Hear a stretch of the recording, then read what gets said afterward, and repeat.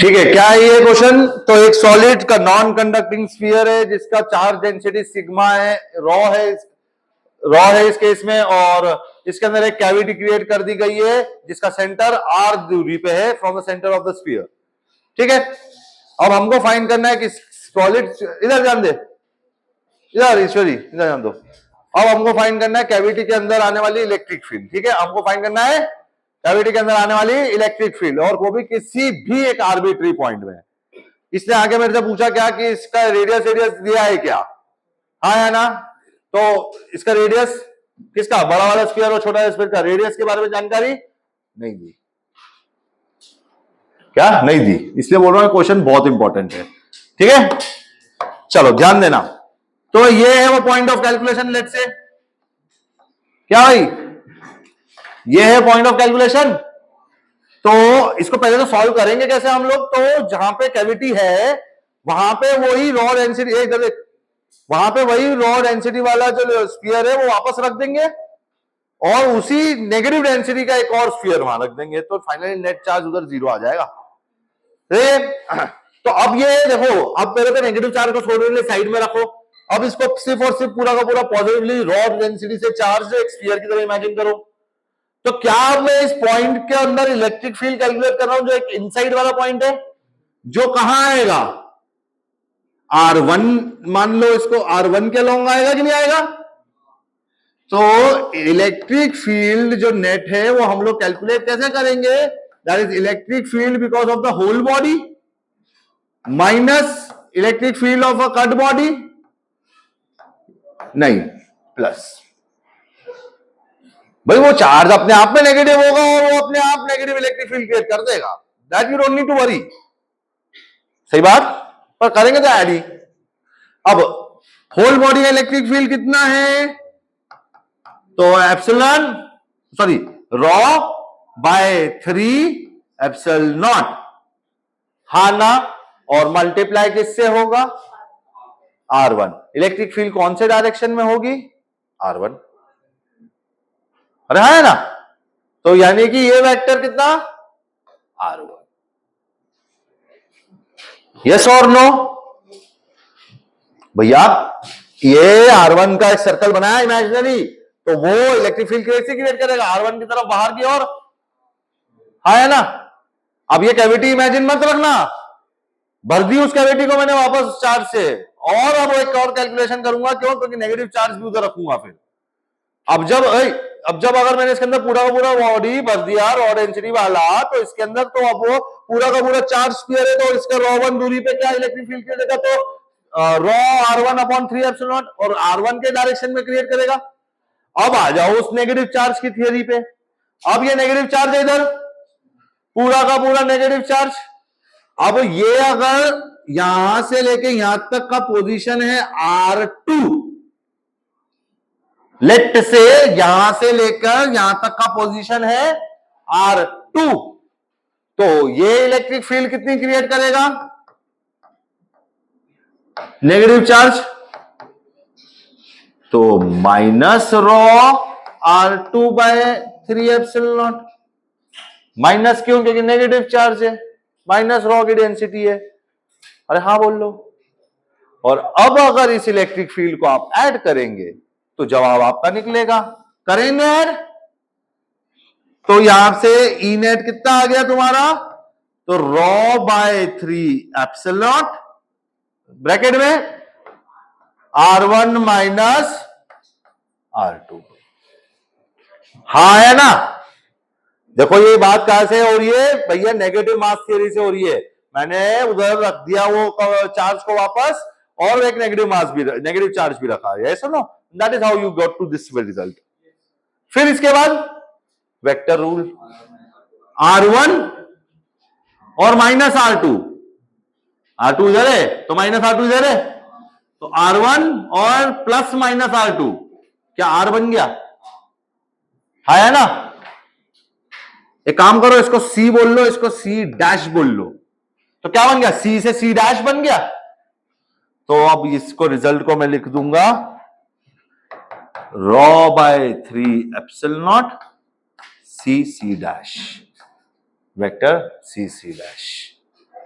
जिसको आप लोग अभी नाम दे चुके हो क्या, तो राय बाय 3 एप्सिलॉन नॉट। हाँ ठीक है,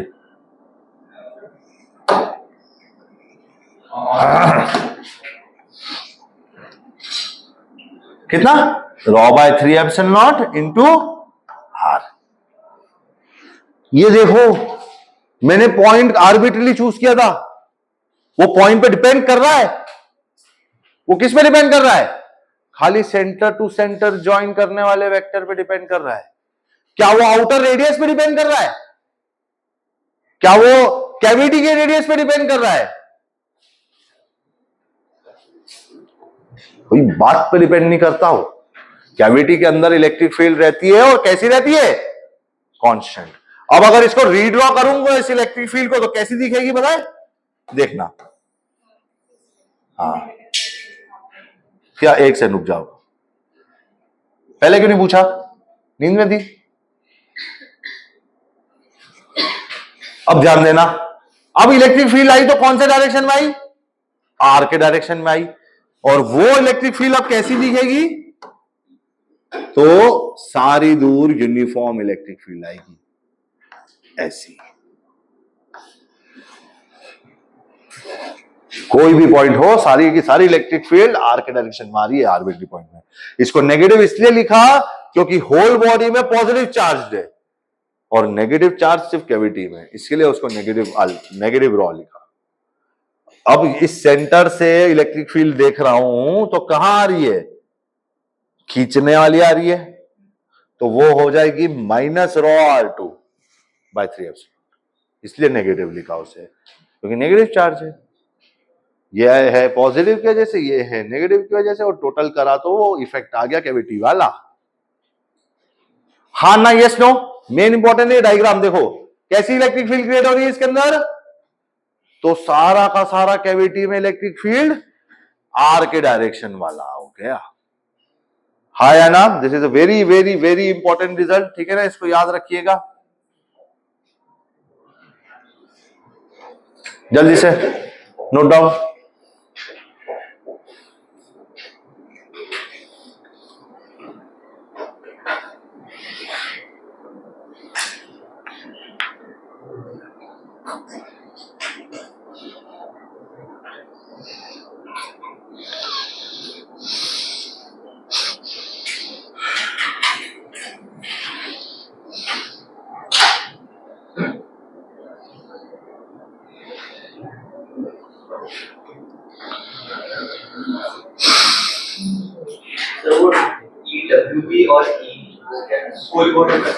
ये होल बॉडी और ये कट बॉडी।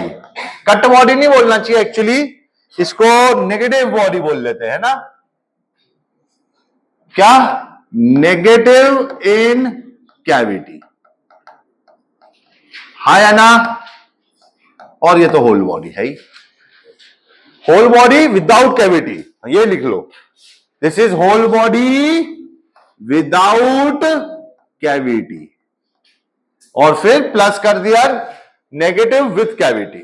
ये इस तरह लिख लेना ज्यादा अच्छा रहेगा, ठीक है ना। क्या, एक तो electric field because of the whole body without cavity, और उसमें ऐड कर दिया हमने नेगेटिव चार्ज विथ कैविटी।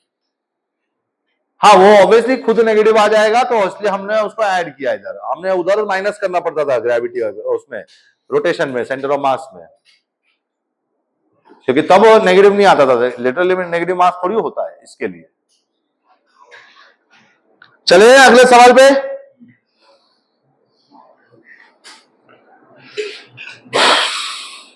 चले, चलो लिखो, find the ratio of magnetic field, sorry, find the ratio of electric field, find the ratio of electric field at point A and B, find the ratio of electric field at point A and B. ये आप करोगे, मैं बता रहा हूं कौन है ए कौन बी, डायग्राम ड्रॉ कर रहा हूं, खत्म कर लो पहले हाथ का काम।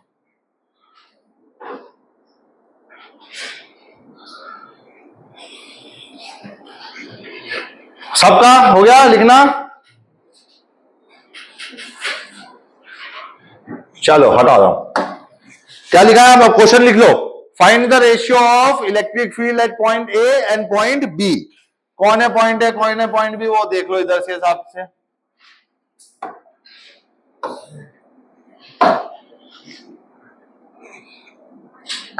Centre point A, centre point B, ठीक है। यहां से लेके यहां तक की दूरी r/2 और यहां से लेके यहां तक की दूरी r, रेडियस r।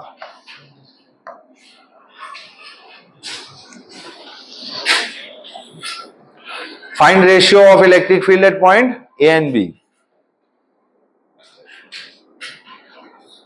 हो गया? और क्या इंफॉर्मेशन पूरी नहीं हुई, रुको। और क्या है ये?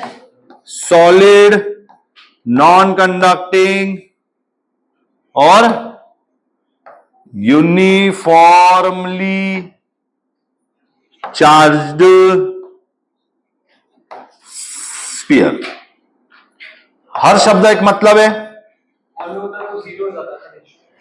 होता तो जीरो हो जाता।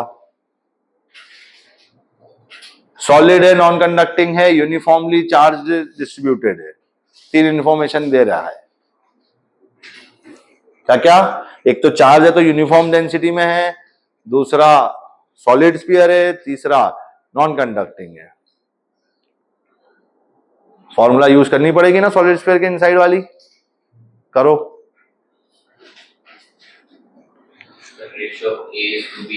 A to B. 2 is the correct answer.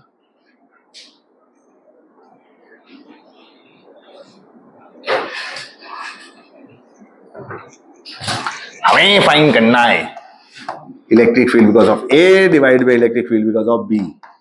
कितना है electric field because of A? है KQ, बोलो R/2 डिवाइड में कैपिटल R क्यूब। सही है? ये हो गया A का इलेक्ट्रिक फील्ड। अब बारी B की। B का कितना? KQ और डिवाइड में total distance from B is now 2R, तो 2R का होल स्क्वायर। फाइनल आंसर सब कुछ कट के बचा ही 2 है। हो गया।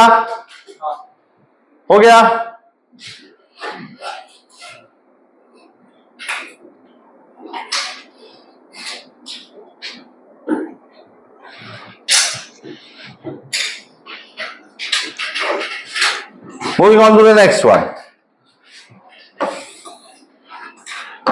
ये है एक शेल, कैसन शेल? चार्ज्ड शेल, ठीक है ना। इधर से इसे सेंटर से छोटा r दूरी पर एक Q0 खड़ा है। Find the force acting on Q0। Find the force acting on Q0। कैसे करेंगे इसको? तो आप पहले तो फाइंड करेंगे पॉइंट P पर इलेक्ट्रिक फील्ड। पॉइंट P पर इलेक्ट्रिक फील्ड आया आपका KQ/R²। फिर उसके बाद आप क्या करोगे? फोर्स गिनोगे Q0 पे। तो कैसे गिनोगे बेटा? Q0 इंटू E कर दोगे, यानी कि फाइनल जवाब KQ/R²। मेन मुद्दा ये है, दिस इज सेम लाइक। हाँ, तो वो क्या है? That is force between 2 point charges. हाँ बोल लो। चले अगले सवाल पे। इसको तो लिख ही लेना। एक और ऐसा सेम देख लेते हैं। ये एक स्फीयर है, ये दूसरा स्फीयर है। और सुन लो, R1 ठीक है, Q1, इसका रेडियस R2, इसका charge Q2, centre to centre की दूरी R। Find the force acting on one of them. क्या बात कर रहा है? क्या करूंगा?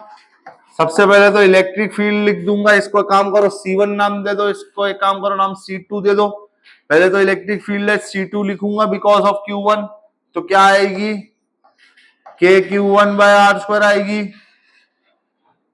फिर उसके बाद वो चार्ज बैठा हुआ है ना सेंटर पे, तो उसके ऊपर फोर्स गिनना है, तो कैसे गिनूंगा? That is force on Q2।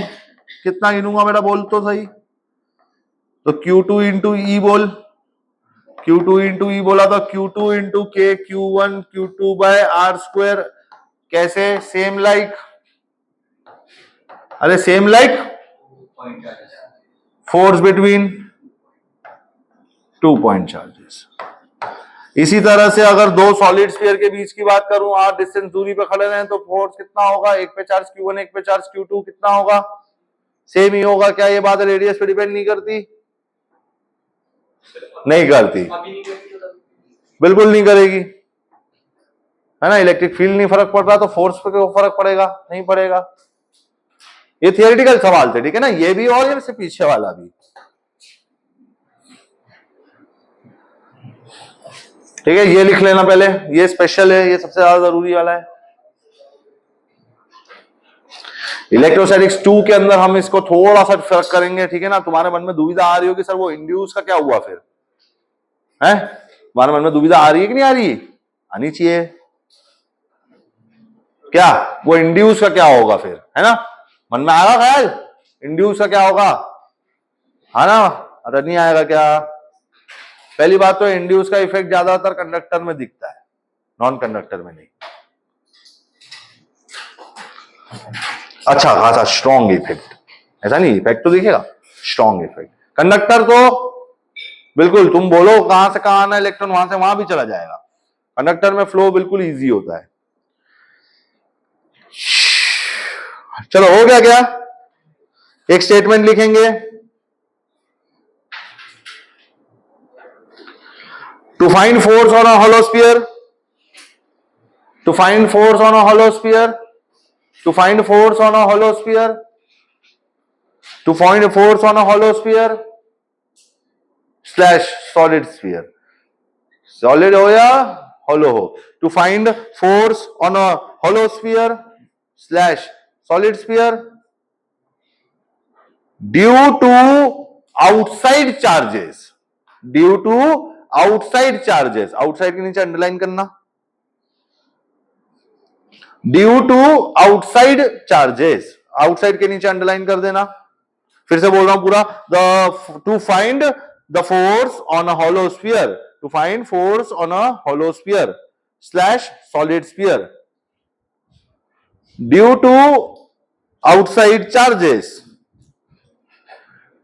we can replace sphere by a point charge, we can replace sphere by a point charge, we can replace sphere by a point charge। लिख दिया क्या सबने? चलो पहले तो जल्दी से सारी समरी बनाओ, अब तक हमने क्या क्या देख लिया, जल्दी मेरे को बोलते जाओ प्लीज, क्या क्या देख लिया अब तक?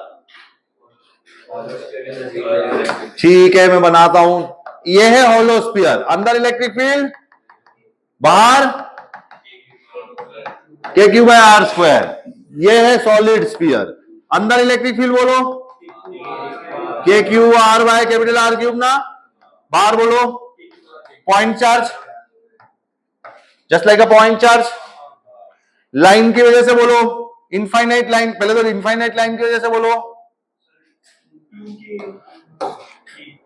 बोल बोल जल्दी बोल, ये कैसी है, कैसी लाइन ऑफ चार्ज है? अरे कैसी है? इनफाइनाइट, तो 2 के lambda by D. Semi infinite हो तो आधा, एक थपेड़ दूंगा।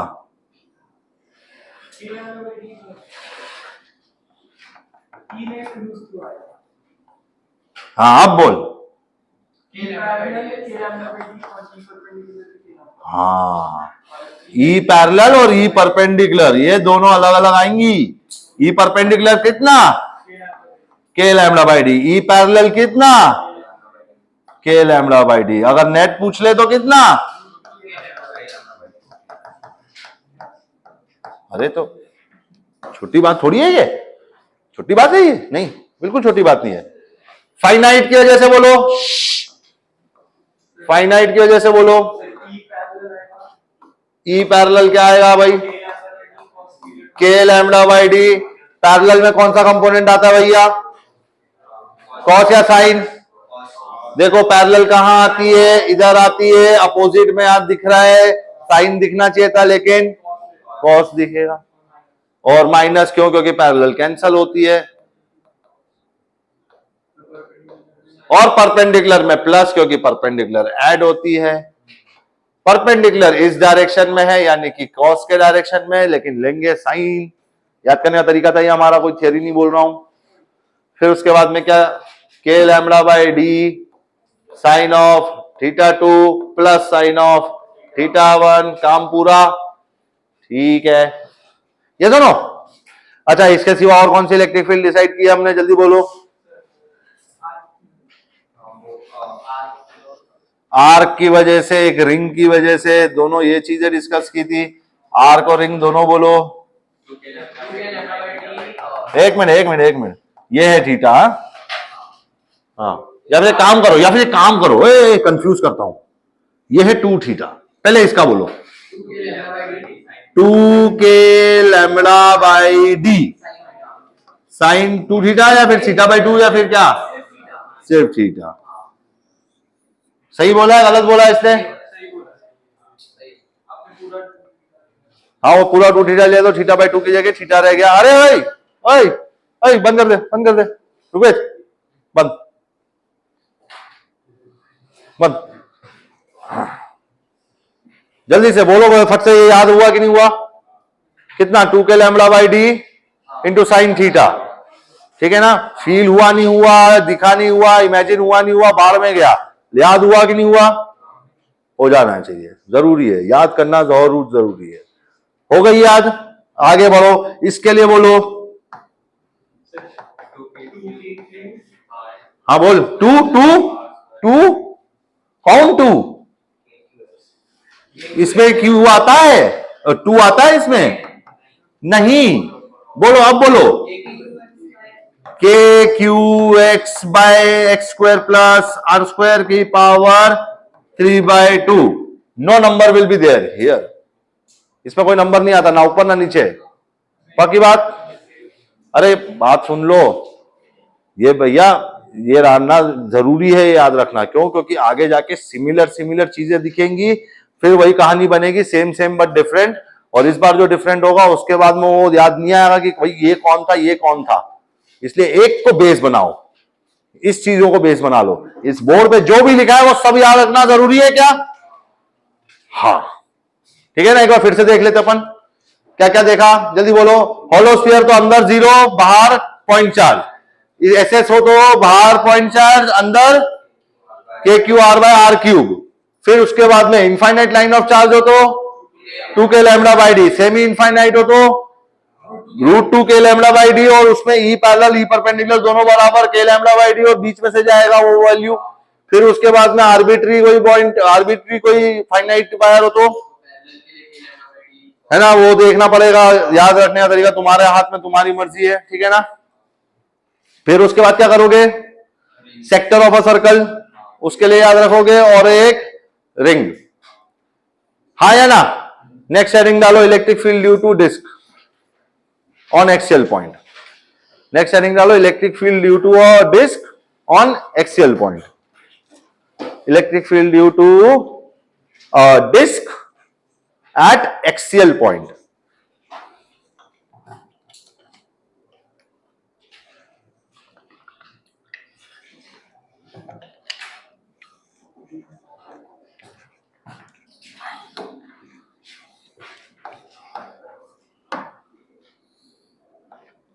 चलो ध्यान देना इधर, क्या करें, किस चीजों में टुकड़े करें इसके, इसमें रिंग्स में, छोटी छोटी रिंग्स में। कैसे बनाएंगे ये रिंग्स, बोलो। छोटा सा डी आर डिस्टेंस जाऊंगा और डी आर डिस्टेंस का रिंग देखेंगे।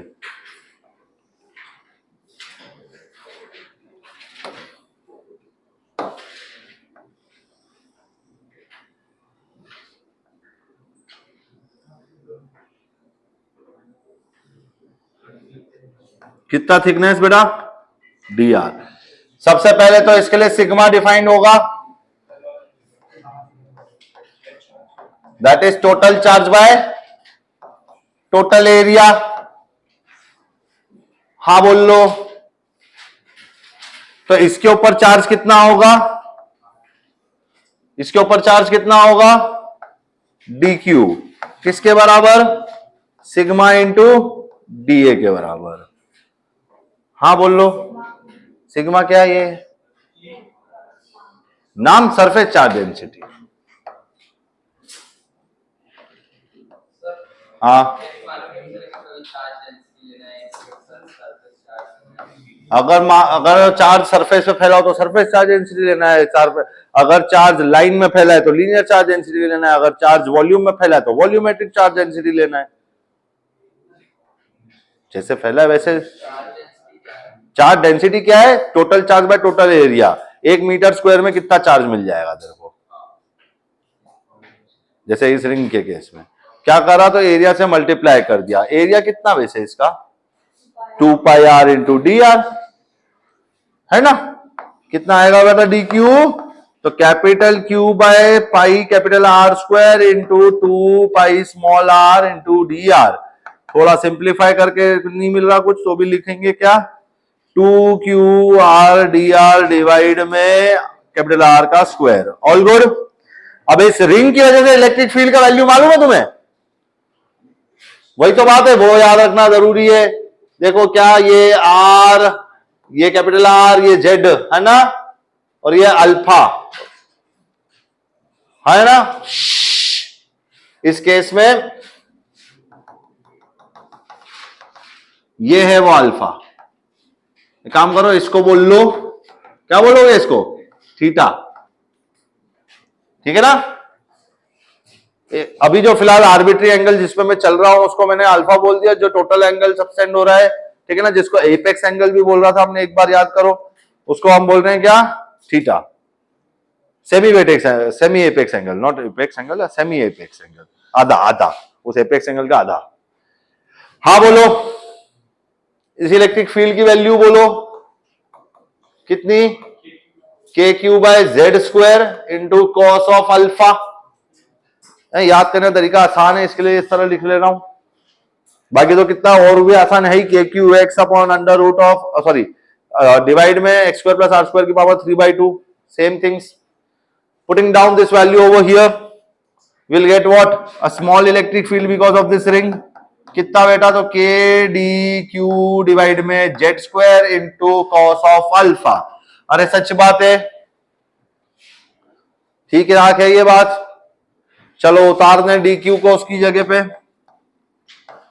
कितना है डी क्यू बेटा? तो 2 क्यू आर डी आर और डिवाइड में capital r square. Z square है ही जिंदा और कॉस अल्फा भी है जिंदा। कितने variables? What all are the variables here? ठीक, रुक जा। हाँ बोल। हाँ हाँ, अल्फा है क्या? सही बोल रहा है, 3 वेरिएबल है ये। कौन कौन? जेड बदल रहा है, ये है ना जेड, ये है ना जेड। क्या ये बदल रहा है? जैसे जैसे ऊपर जा रहा हूं जेड बदल रहा है, अल्फा बदल रहा है, ये दो चीज तो दिखी गई। स्मॉल आर भी बदल रहा है क्या? हाँ बदल रहा है। तो अब इस केस में क्या करेंगे बेटा? यहां पे हमारे पास आर भी है, अल्फा भी है, जेड भी है, नॉट अप्लीकेबल। नहीं, ऐसे नहीं कर सकते, है ना। सारा के सारे एक वेरिएबल में उतरना चाहिए। कैसे करें इनको रिलेट एक वेरिएबल में? Any advice? कहना है राइट डाउन कॉस अल्फा वो हियर। क्या होगा कॉस अल्फा? जब सारी की सारे वेरिएबल इधर आन दो। कॉस अल्फा वो क्या लिखोगे बोलो? थीटा तो एंड पॉइंट है, and, last last last last है। तो उसके बाद कॉस अल्फा कितना होगा? अरे बोलो यार, डायग्राम देखो, एक्स अपॉन में जेड है कि नहीं? जेड स्क्वायर नहीं बेटा, जेड ही। दो वेरिएबल है, एक्स और अल्फा, जेड और अल्फा, होगा रिलेट क्योंकि एक्स तो कांस्टेंट है। दूसरा साइन अल्फा लिखेंगे तो क्या रिलेट होगा, स्मॉल आर बाय जेड। और इसी तरह से टेन अल्फा लिखोगे तो क्या रिलेट हो जाएगा, r by x. Variable variable variable variable, दिख रहा है, देखो फायदा दिख रहा है।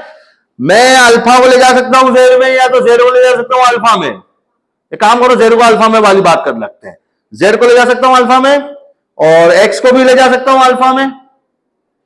क्या है, आर ले जा सकते हो अल्फा में, बेटा एक्स तो कांस्टेंट है, ध्यान रख के बात कर। तो स्मॉल आर को लिख सकती है अल्फा में और जेड को लिख सकते हैं अल्फा में। सब कुछ बन गया अल्फा में। अरे ये सुन लो, बनाओ, चलो बना दे।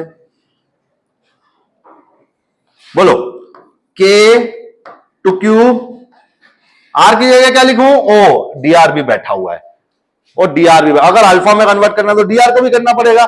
निकालो आर और अल्फा का रिलेशन, निकालो कहां है, ये रहा, ये रहा ना, डिफरेंशिएट मार दू इसको इधर ही, तो ये बन गया क्या, sec square alpha d alpha equal to d r by x. All good, सब उठा के उधर रखना है अब अपने को, जल्दी से काम पे मजदूरी करना शुरू कर दो। बोलो आर की ये क्या लिखूं, एक्स टेन अल्फा लिख दूं, ठीक है। डीआर की जगह क्या लिखूं, sex square alpha d alpha into x भी है, ओके, इंटू एक्स, सही है। और अब कॉस अल्फा लिखना है।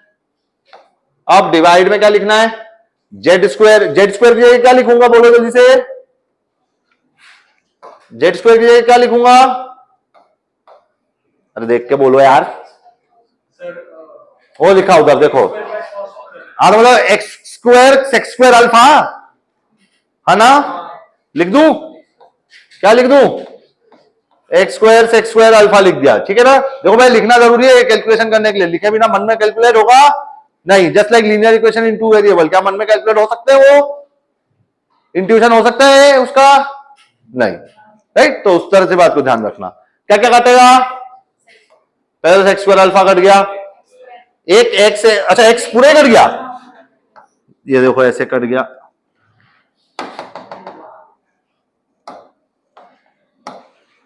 हाँ भाई एक्स कट गया, सेक्स स्क्वायर अल्फा कट गया, और टेन अल्फा कॉस अल्फा बन गया साइन अल्फा।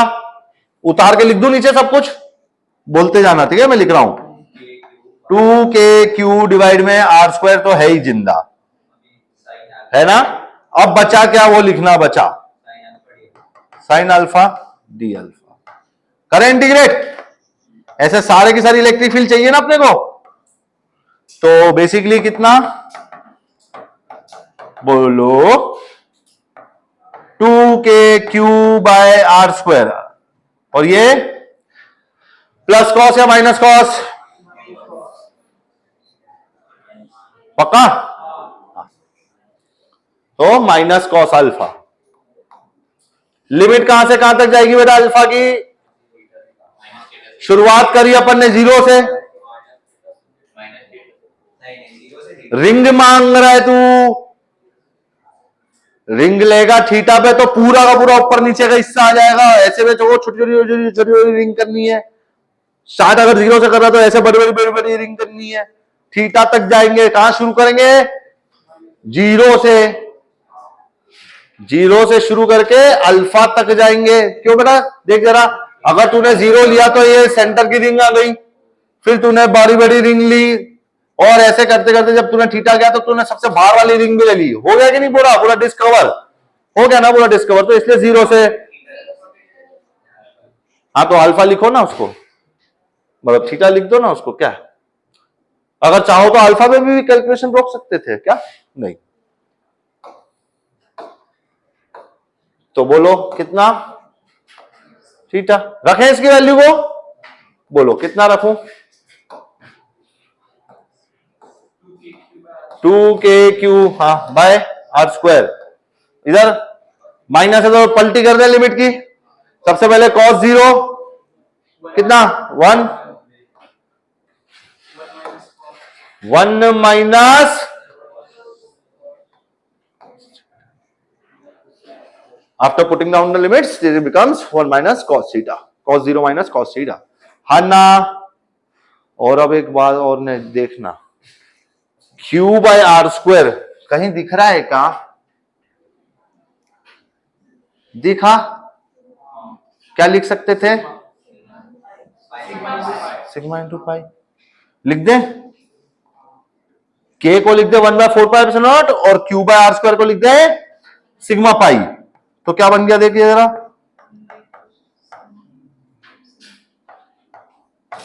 All good. के को तो लिख दिया ना 1/4π। अब कुछ के नहीं है, पाई ने पाई को मार दिया, 2 ने 2 को मार दिया, final answer sigma by 2 epsilon 1 minus cos theta. Direction of this electric field is going to be where, तो वहीं जहां रिंग की होती है अलोंग द एक्सिस, है ना।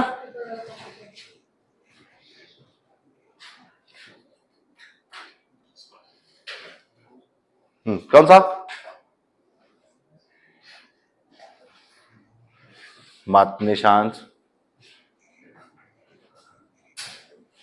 लिख, जल्दी लिख, जल्दी लिख। और लिखते लिखते बोलना भी शुरू कर रख। इसको एक बार नहीं, मैं जब पढ़ता था तब मुझे इसको डिराइव करना कितनी बार पढ़ा था पता है? मैं याद करने के लिए इसको 10 बार डिराइव कर चुका था। 10 बार मतलब बेटा इतना फास्ट से वो करते हैं ना वो 10 बार, मतलब तू खाली 5 मिनट में 10 बार डिराइव कर सकता है इसको। क्यों? क्योंकि हाथ दमना इसी को बोलते हैं इंटीग्रेशन डिफरेंशिएशन का, ठीक है ना। तो ये तुम्हारे को जितना अभी हाथ लग रहा हो उतना ही इजी हो जाएगा एक बार तुम लोग जब इसकी आदत बना चुके होगे, कि मतलब हर मतलब कितना मोर देन 30 to 40 सेकेंड नहीं लगेगा इसको डिराइव करने में तुम्हें, लेस देन उससे लगेगा, उससे भी कम लगेगा। कुछ तो वेरिएबल तुम लोग लिखोगे नहीं, तुम ये बात नहीं बोलोगे कि इसके अंदर वेरिएबल क्या है, वो तुम खुद रीड कर लोगे बस, देखिए मत। हो गया? चले आगे कि नीचे वाला पार्ट लिखना बाकी है अभी। देखो ये जो सेक्शन है ना लेफ्ट साइड वाला सेक्शन, वो अपन क्यों लिखे हैं? तो because that are the short result which are being used over here, तो वो वाली बात को समझना, इसीलिए इनको अलग करके लिखा हूं कि भैया ये करोगे, ये मिस करोगे ना तो वहां पे वो दिखेगा नहीं कि अब क्या करना है, अब क्या करना है, अब क्या करना है। एक बार फिर से गो थ्रू कर ले क्या क्या किया अपन ने। तो सबसे पहले तो इसको रिंगों में टुकड़े करे, क्या हमने इसके रिंग में टुकड़े करे, ठीक है। फिर इसके रिंग में टुकड़े करे तो इस रिंग का इलेक्ट्रिक फील्ड लिखा, उसका रिंग का इलेक्ट्रिक फील्ड लिखा, और फिर रिंग का इलेक्ट्रिक फील्ड लिखा तो क्या क्या वेरिएबल में आया लिखना, ये देखो k d q by z square cos alpha ना, डी क्यू जब लिखा तब उसमें आया डी आर बी, तो भैया आर अल्फा जेड ये तीन तीन वेरिएबल आ गए, हमको चाहिए एक variable to go through integration, तो इसलिए हम लोगों ने यहां पे ट्रायंगल थ्योरी लगा दी। एक तो डी क्यू को निकाल के उधर रखना ही था तो रख दिया था अपन ने पहले, फिर उसके बाद अपन ने वो तीन वेरिएबल को कन्वर्ट करने के लिए ट्रिग्नोमेट्री यूज करा। क्या किया? कॉस अल्फा रिलेट किया, साइन अल्फा लिख दिया, टेन अल्फा लिख दिया, और फायदे की बात है कि टेन अल्फा और कॉस अल्फा हमारे काम आ गया। क्यों? क्योंकि देखो इधर से आर रिलेट हो गया अल्फा में, और इधर देखो जेड रिलेट हो गया अल्फा में। तो now I can get now I can get down to everything in terms of alpha. More importantly dr लिखना सबसे इंपॉर्टेंट होता है, तो उसको इधर डिफरेंशिएट करके दिखाओ। मेरे को चाहिए dr in terms of dl alpha, तो r और अल्फा के इक्वेशन को डिफरेंशिएट करेंगे तो dr और d अल्फा का रिलेशन निकलेगा। और इधर कितना निकला वो देखो, ऐसा निकला dr equal to x square alpha d alpha. इतनी देर क्यों लग गई तेरे को? ठीक है,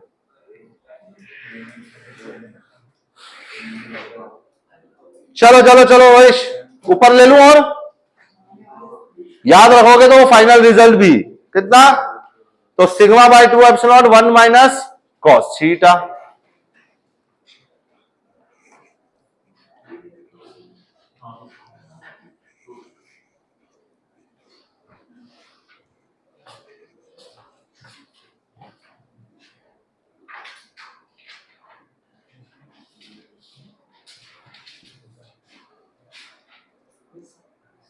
क्या क्या?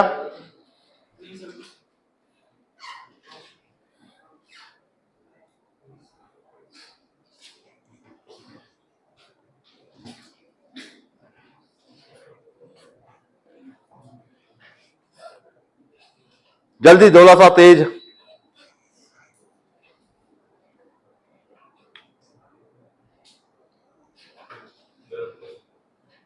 हो गया डन?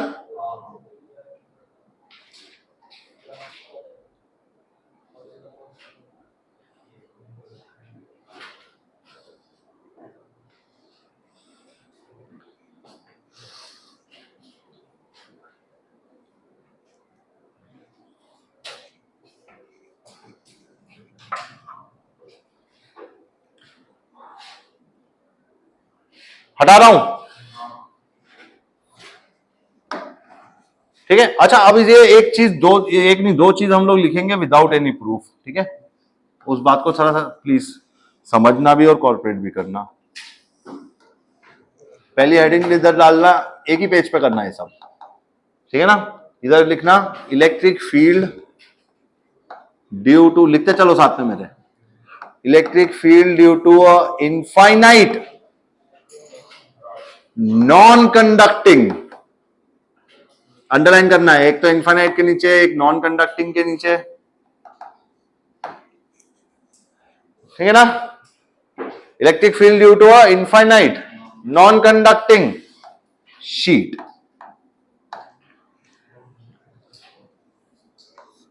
बेसिकली क्या, तो एक शीट है, ठीक है ना, जिसपे चार्ज डेंसिटी दी होगी सिग्मा, जिसपे चार्ज डेंसिटी दी होगी सिग्मा। ये क्या है? Surface charge density. और ये इलेक्ट्रिक फील्ड आएगी कुछ इस डायरेक्शन में। कैसे डायरेक्शन में बेटा? Perpendicular to the surface. और उसकी वैल्यू कितनी आएगी? तो सिग्मा बाय 2 एप्सिलॉन नॉट। हाँ ना, यस नो? अच्छा, इसको प्रूफ क्यों नहीं कर रहा हूं मैं? क्योंकि देखो 2 सेकंड के तुम्हारे में अक्कल आ जाएगी। रिंग है, अगर इनफाइनाइट होती तो शीट की तरह होती, और अगर इनफाइनाइट होती तो थीटा कितना होता? 90।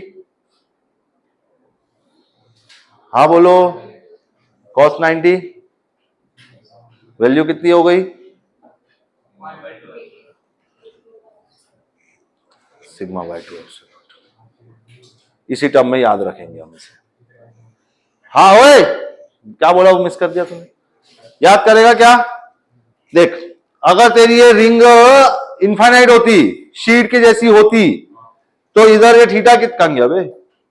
इधर ये थीटा कितना होता है? इधर ये थीटा कितना होता इनफाइनाइट शीट के लिए? 90 होता। और cos 90, ये शीट इनफाइनाइट होती तो थीटा 90 होता, तो cos 90 जीरो हो जाता। ये वैल्यू बन जाती सिग्मा बाय 2 एप्सिलॉन नॉट। और वही हम बोल रहे हैं अब शॉर्ट लाइन। क्या क्या क्या? इसमें कोई रीजन मत ले, इसमें इसके साथ मत रीजन ले। रीजन तेरे को शेल के लिए बोला था ना, बस उसी में ध्यान रख, इस केस में मत कर।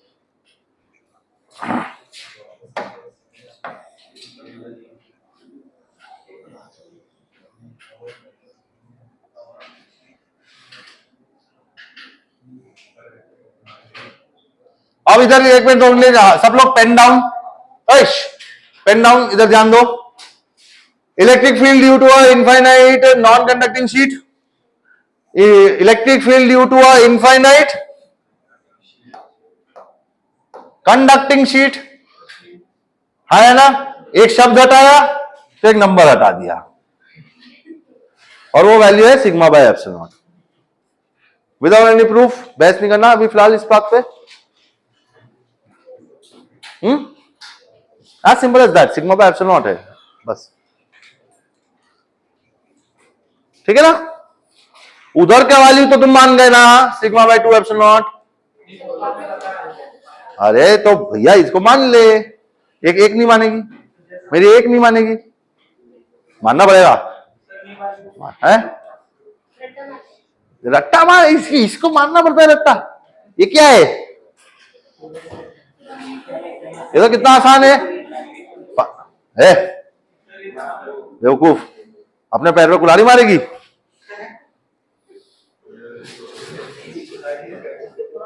क्या हुआ मेरा, क्या हुआ? नहीं कपिल, गलत बात।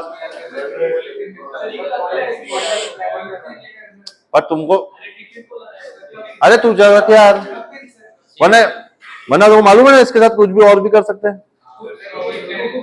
डर जा, उसको गुस्सा आ गई है, उसको गुस्सा आ गई है। अरे लिख दिया गया अपने सबने? जल्दी लिख दो प्लीज। और इसको बड़े बड़े एक अच्छा पूरा पेज लग जाए तो भी चलेगा, लेकिन एकदम तमीज से लिखना, बहुत अंडरलाइनिंग करना। This is very very very very very much important. This you have to remember by hook और बाय क्रुक। क्या करेगा? नॉन कंडक्टिंग ले सिग्मा बाय 2 एप्सिलॉन, और कंडक्टिंग हो जाए तो 2 हटा देना, सिग्मा बाय एप्सिलॉन। सही है, चलो आगे चलेंगे। नेक्स्ट हेडिंग डालें, electrostatic potential energy. Next heading डालेंगे electrostatic potential energy.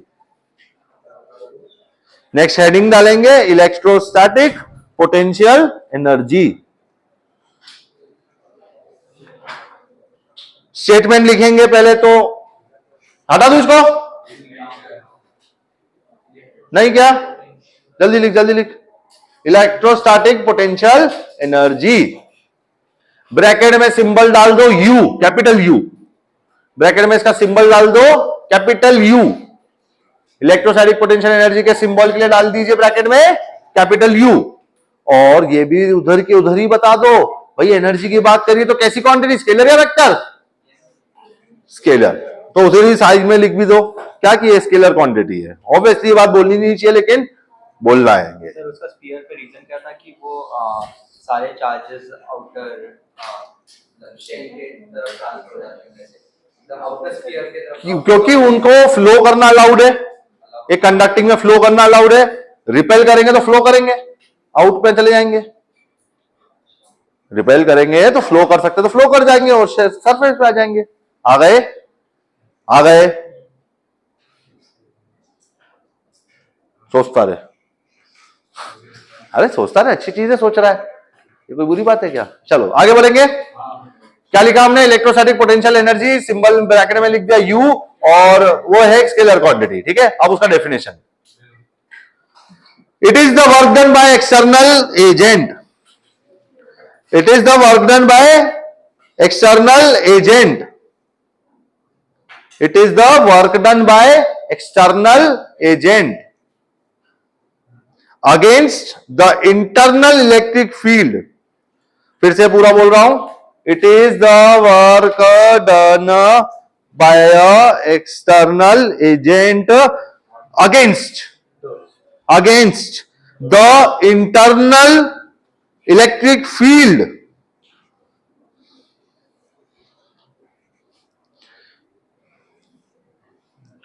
against the internal electric field required to make a system of charges, required to make a system of charges in a particular configuration.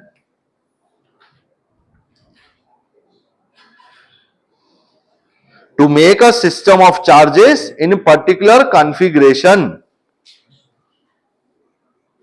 starting from infinite separation. Starting from infinite separation. Starting from infinite separation.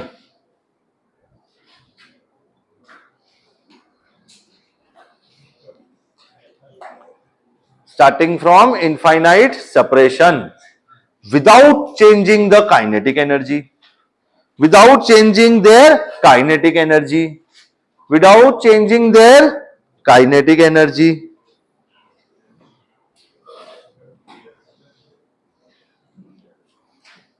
अरे लिख दिया। चलो सबसे पहले तो एक configuration देख लेते हैं। क्या कोई एक कॉन्फ़िगरेशन देख लेते हैं, जैसे कि फॉर एग्जांपल यहां पे है प्लस क्यू चार्ज और इनफाइनाइट दूरी पे था एक स्मॉल क्यू नॉट चार्ज, जिसको मैं लेकर इस कॉन्फ़िगरेशन में ले आ चुका हूं कि अब ये दोनों के बीच की दूरी आर बची है बस। कहां थे ये लोग? पहले इनफाइनाइट दूरी पे थे, फिर उसके बाद मैंने इनको लाके पास में खड़ा कर दिया एक दूसरे के साथ, तो ये हो गया अब कितनी दूर? आर। ये हो गया इनका नया कॉन्फ़िगरेशन। एक बात बताओ, ये करने के लिए मुझे मेहनत करनी पड़ी होगी, है ना? क्यों? रिपल्जन हो रहा था तो मुझे मेहनत तो करनी पड़ी फिर उसके बाद क्या करूंगा? उसको चेक करता हूं। तो सबसे पहले तो एक बात सुनना कि सबसे पहला अटैक ही इसके अंदर वेट थ्योरम। क्यों? क्योंकि भैया तुमको कंडीशन दे रखी है कि काइनेटिक एनर्जी में बदलाव नहीं करता। What is wet theorem? Wet theorem says work done by all forces, whatever forces you have, will result into change in kinetic energy, and in this case that is zero, given or required. What is work done by all the forces? That is work done by एक तो external agent और एक work done by electrostatic forces। हाँ कि नहीं? कौन सा forces? तो electrostatic forces. And this is equal to what? Zero. हाँ है ना? तो मैं work done due to external agent find करूं या work done due to negative of work done due to electrostatic force find करूं, बात एक ही है, सेम ही है, बस एक साइन का डिफरेंस है। तो work done by external agent is going to be negative of work done by electrostatic forces. अरे हाँ बोलो। तो एक काम, बात सुनना, ये रहा वो चार्ज,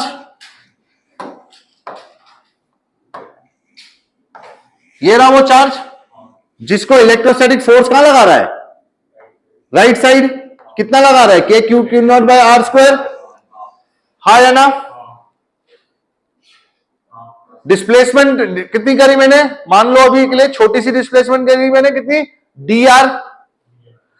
कहां से आ रहा हूं मैं? इनफाइनाइट से। तो फिर डी आर डिस्प्लेसमेंट किधर की तरफ गिन रहा हूं? इधर। हाँ ना? Work done due to electrostatic force कितना होगा बेटा?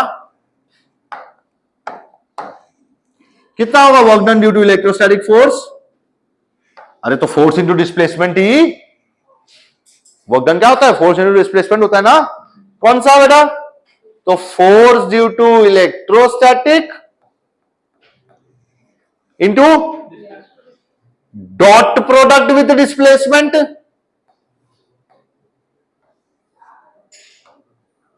हाँ बोलो क्या? F dot d r. What is work done? Force in the direction of displacement और displacement in the direction of force. What is this displacement in the direction of force? Sir, it is not in the direction of force, it is opposite to the direction of the force. Yes or no? इसीलिए वो dot product जो result देगा कितना?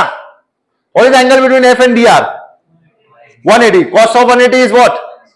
-1. So this value is going to convert into what?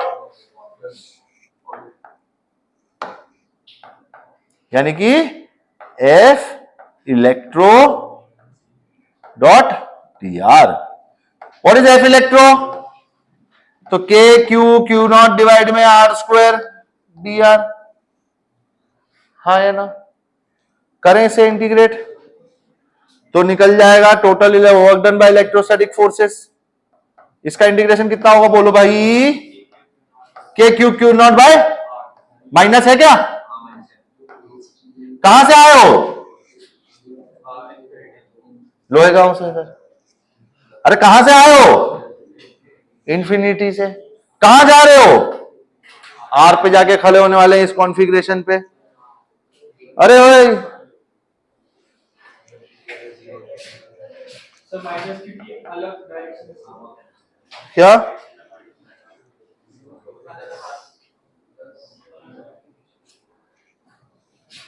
Final value K Q Q naught by R और second term 0। Minus हाँ plus क्या क्या कह रहे हैं? ठीक है, तो work done by electro external force is negative of work done by electrostatic force, ठीक है ना। और negative of work done by electrostatic force मतलब इलेक्ट्रोस्टैटिक फोर्स वर्क कितना कर रहा है, तो फोर्स इधर लगा रहा है, डीआर तुम्हारा अंदर की तरफ हो रहा है ना। तो एफ और डीआर का डिफरेंस, एफ और डीआर का एंगल कितना, cos 180, तो इसके लिए एक आएगा -1 उधर से। फिर उसके बाद हमने इस बात को इंटीग्रेट किया, ये निकाला हमने टोटल वर्क डन इस केस का।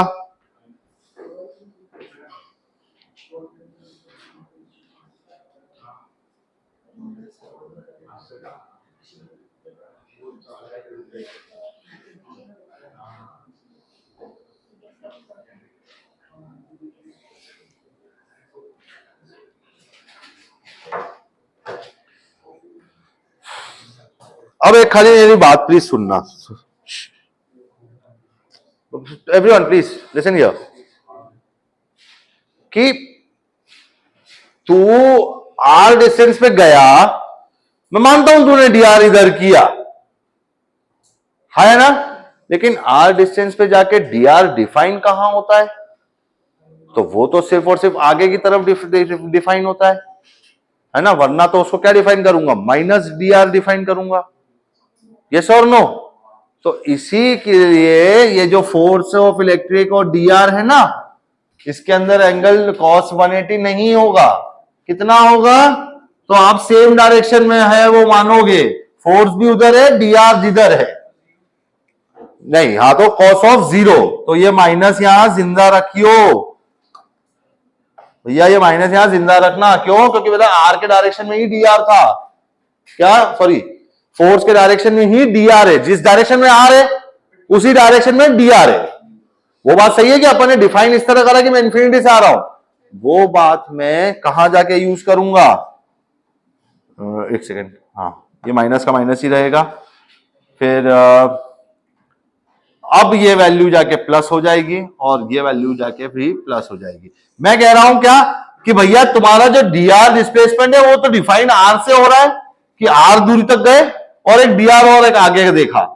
अब तुम्हारे को ये बात समझनी है कि भैया आर लेकिन शुरू कहां से हुआ, तो वो लिमिट काम कर देगा कि भैया आर शुरू हुआ इंफिनिटी से और खत्म हुआ आर को, बाकी डीआर तो डिफाइन हुआ राइट साइड में ही, फोर्स भी है आपका राइट साइड में ही, तो उधर वो एंगल लेने की जरूरत नहीं है, based on the definition of R. R आपने डिफाइंड इस तरह करा होता है, कहां से, पॉइंट ऑफ चार्ज से लेकर उस पॉइंट ऑफ कैलकुलेशन तक आर है, तो डीआर भी आपका सेम डायरेक्शन में ही है, और इसीलिए ये वैल्यू आएगी आपकी फाइनली कितनी, plus K Q naught by R.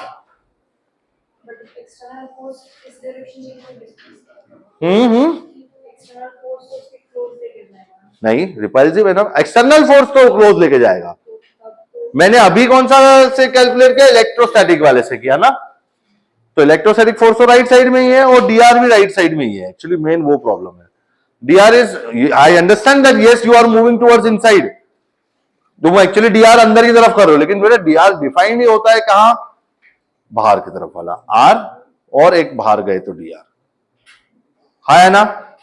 और ऐसे आपने टोटल फोर्स निकालने के लिए फिर क्या किया, देखो बेसिकली एक छोटा सा वर्क डन देखो, बहुत ज्यादा नहीं पर थोड़ा सा वर्क डन देखो, अगर मैंने आगे की तरफ डीआर डिस्प्लेस किया तो कुछ उस समय वर्क हुआ, और ऐसे ही सारे के सारे वर्क जोड़ने जाऊंगा, लेकिन एंगल बिट क्या, angle between force and DR वो तो 0 ही है, based on the definition of DR. क्या फिर से जो छोटा सा वर्क डन गिनना था मुझे फोर्स इंटू डिस्प्लेसमेंट का, वो तो सेम ही डायरेक्शन में आ रहा है आपका, फोर्स भी और डिस्प्लेसमेंट भी, और ये वैल्यू आई फाइनली किसके इक्वल, तो K Q Q naught by R, सही बात है, अरे यस और नो?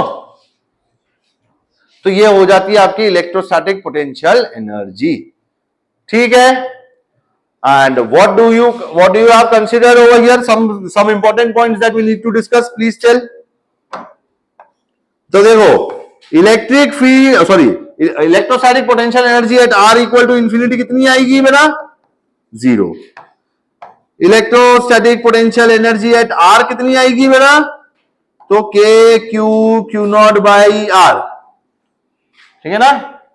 फोर्स था K Q by are square, electrostatic potential energy हो गई K Q by small R plus में। और अब ये तो पूछते नहीं है, लेकिन फिर भी अगर इन दोनों के बीच की दूरी 0 कर दोगे तब फोर्स कितना आएगा? तब एनर्जी कितनी आएगी? वो भी इनफाइनाइट। मतलब किसी दो चार्ज को एकदम बगल में लेकर जाना कोई आसान काम बिल्कुल नहीं है, नहीं जाएगा ही नहीं, बिल्कुल नहीं जाएगा, है ना। तो चलो देखें कहां कहां जाएगा, हटाओ इसको, है थोड़े बहुत क्वेश्चन देखें। चलो एक क्वेश्चन सुनना, आप लिख लो इसी को भी। Q है, ये काम करो, Q1 है, Q2 है। मान लो Q1 फिक्स्ड और R दूरी पे ले जाकर इनको छोड़ दिया। Q1 फिक्स्ड है, कौन जा भागेगा? Q2 भागेगा। जब इंफिनिटी पे पहुंच चुका होगा तब उसके पास काइनेटिक एनर्जी आ चुकी होगी, है ना। तो कितनी? हाँ, इंफिनिटी पे काइनेटिक एनर्जी उसको कितनी मिल चुकी होगी वो देखना है। हटा दो। तो अब इसको अपन कैसे करेंगे? कंजर्वेशन ऑफ एनर्जी की मेथड से करेंगे। क्यों भैया? मेरे को इलेक्ट्रोस्टैटिक पोटेंशियल एनर्जी पता चल गई स्मॉल आर दूरी पे, मुझे इंफिनिटी में भी पता है 0, इंफिनिटी में 0 इलेक्ट्रोस्टैटिक पोटेंशियल एनर्जी। और बिल्कुल बिल्कुल काइनेटिक एनर्जी अभी कितनी है? 0। काइनेटिक एनर्जी अभी तो है ही नहीं, और इंफिनिटी में जाके पोटेंशियल 0 और काइनेटिक सब कुछ।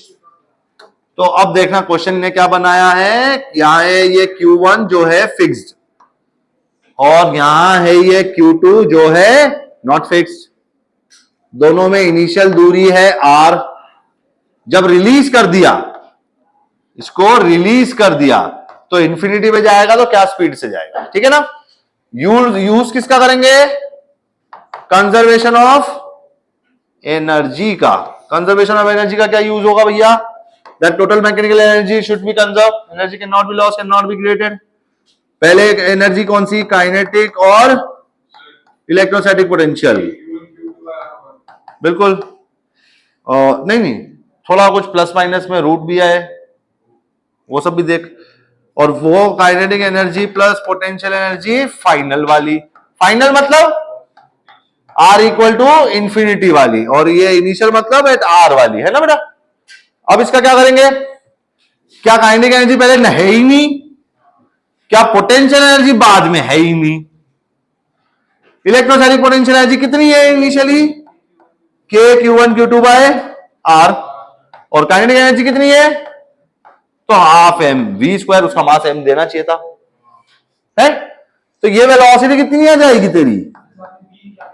हाँ ना, 2k Q1 Q2 by R और एक Rm अंडर रूट।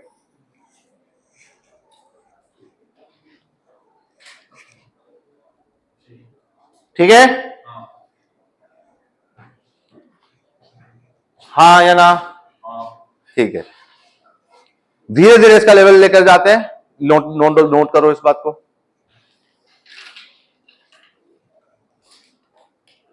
बंद करना, क्यों रहता है?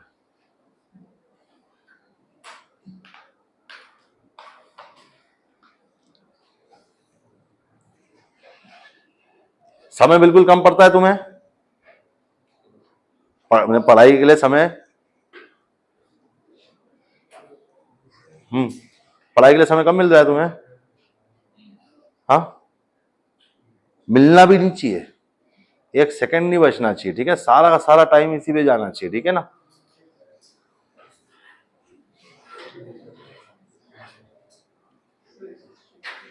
क्या क्या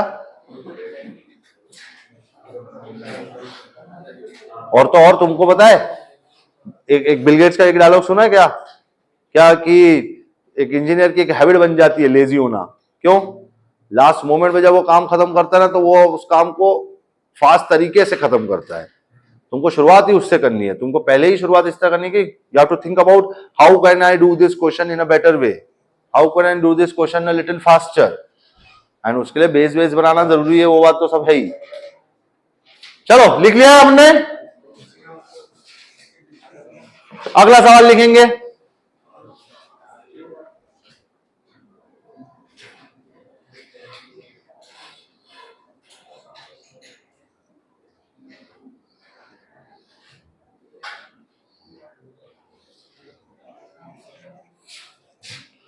हो गया? हटेगा? अच्छा चलो थोड़ा सा सवाल को थियरी बना देते हैं। चलो ध्यान देना सब लोग प्लीज। देखो यहां ये प्लस क्यू है और यहां ये प्लस स्मॉल क्यू है। सेकेंड केस, यहां ये प्लस क्यू है और यहां ये माइनस क्यू है। ठीक है, इनको यहां पे लाके खड़ा करने में रियली में एक्सटर्नल एजेंट ने वर्क किया होगा ना। इस माइनस क्यू को यहां लाके खड़ा करने के लिए एक्सटर्नल एजेंट ने वर्क किया था क्या? वो तो खुद इस पे बैठ सकता है, ये तो खुद ही अपने आप चल के जाने वाला है उधर तक, लिफ्ट ले सकता है तो उससे, ये तो ऐसी बात हो गई। और इसको इलेक्ट्रोस्टैटिक पोटेंशियल एनर्जी के टर्म्स में देखा जाए तो कैसा कहा जाएगा? इलेक्ट्रोस्टैटिक पोटेंशियल एनर्जी बिटवीन कौन से लाइक चार्जेस। क्या electrostatic potential energy between like charges is positive और नेगेटिव? पॉजिटिव। भाई सही में वर्क करना पड़ेगा। और इसी बात को अगर इधर लिखें तो बिटवीन अनलाइक चार्जेस, जीरो कैसे बेटा? काम तो करना ही पड़ेगा, और अगर वो काम करके दे रहा है तो उसका फायदा है, और इसके लिए ये वैल्यू हो जाएगी नेगेटिव। अगर इक्वल टू बोलूं किसके, तो minus K Q Q by are, इतना वर्क तुझे मिल जाएगा। काइनेटिक एनर्जी जीरो है, काइनेटिक एनर्जी में कोई लॉस नहीं हो रहा, जो भी हो रहा है सब इंटरनल एनर्जी के एक्शन पे हो रहा है। इंटरनल एनर्जी ने अगर एक्शन किया तो इतना इलेक्ट्रोस्टैटिक पोटेंशियल एनर्जी स्टोर होगी उस जगह। ठीक है ना? The only logic is kinetic energy is not there. पक्की बात? अरे हाँ ना? अगर अब इसी के साथ अगला सवाल, अगर मैं इसको R1 से R2 पे ले जाऊं तब कितना होगा चेंज इन पोटेंशियल एनर्जी? अब अगर मैं इसको R1 से R2 ले जाऊं तब इसमें कितना होगा चेंज इन पोटेंशियल एनर्जी?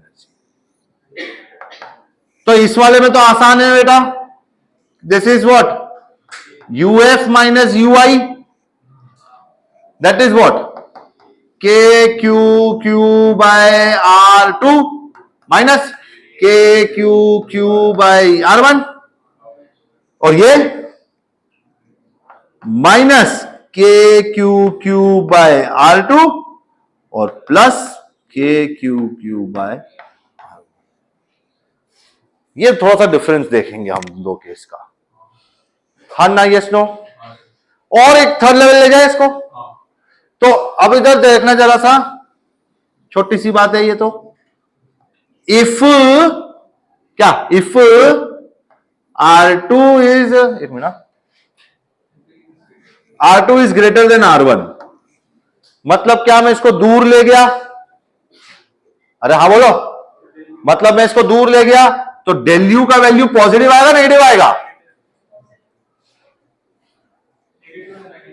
जल्दी बोल। अगर मैं इसको पास से दूर ले जाऊं तो डेल यू पॉजिटिव आएगा नेगेटिव आएगा?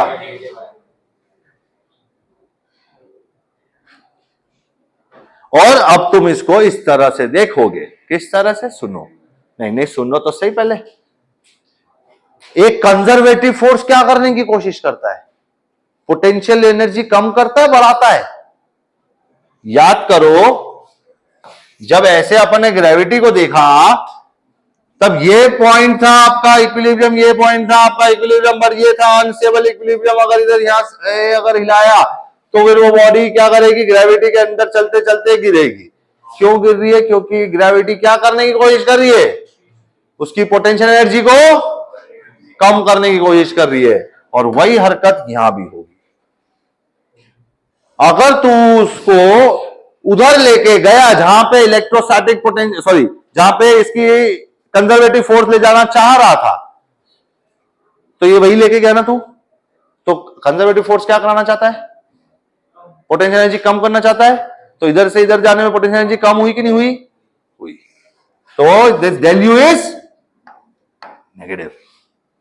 सिमिलरली इसके लिए क्या होगा बेटा, इसके लिए बढ़ जाएगी, है ना। अगर इसके लिए तुम ऐसे देखो, नेगेटिव और पॉजिटिव चार्ज को तुम खींच के दूर करना चाह रहे हो तो तुम इसकी इलास्टिक पोटेंशियल एनर्जी बढ़ा रहे हो। अगर तुम पॉजिटिव पॉजिटिव चार्ज को पास लेके आना चाह रहे हो तब तुम क्या कर रहे हो, तब उसकी तुम इलास्टिक पोटेंशियल एनर्जी को बढ़ा रहे हो। सही बात? क्यों? क्योंकि फिर छोड़ के देख लेना, है ना, जा जोर से जाएंगे। बना दो इसको, छोटी सी थियरी अपने लैंग्वेज में लिख लेना। ये सवाल जैसा था लेकिन we can discuss this part, no. अब इसका सवाल करना, सोच लो भैया, अभी भी किसी को दिक्कत आ रही है तो पहले पूछ लो, क्यों इलेक्ट्रोस्टैटिक पोटेंशियल एनर्जी बढ़ी? तो उसके लिए भैया तुम्हें काम करना पड़ेगा, तभी इलेक्ट्रोस्टैटिक पोटेंशियल एनर्जी बढ़ेगी। हाँ, अगर अपने आप बढ़ेगी, अपने आप अगर छोड़ देंगे तो क्या होगा, इलेक्ट्रोस्टैटिक पोटेंशियल एनर्जी कमी होती है ना, जिस तरह से ग्रेविटी के अंदर नहीं हो रही थी ग्रेविटेशनल पोटेंशियल एनर्जी कम, same way, exact same way.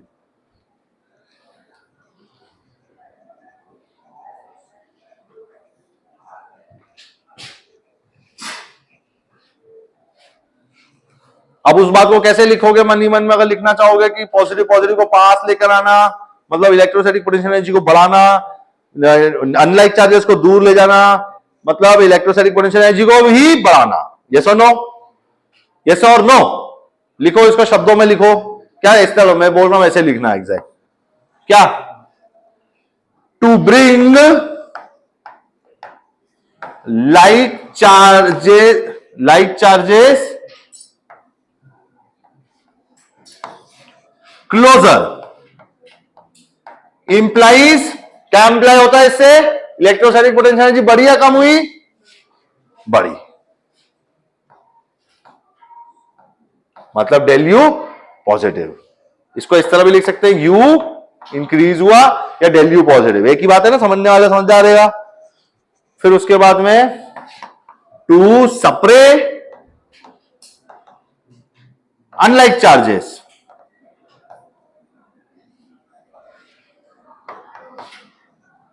del u again will be positive, potential energy will increase।